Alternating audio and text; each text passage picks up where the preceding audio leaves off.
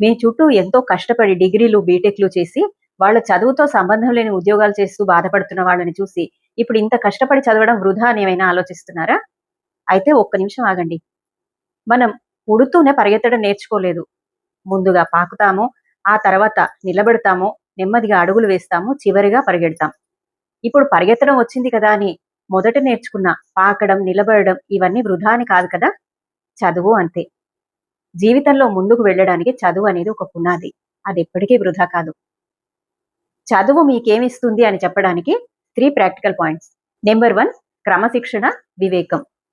చదువు మీకు సమాజం పట్ల ఒక అవగాహన కల్పిస్తుంది. ఎవరితో ఎలా మాట్లాడాలో ఒక విధానం నేర్పుతుంది.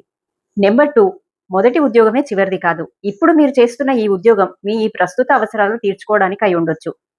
నిజంగా మీలో చిత్తశుద్ధి కనుక ఉంటే, మీ డ్రీమ్ ప్రాజెక్ట్ కోసం మీ లెర్నింగ్ ఎప్పటికీ ఆపరు.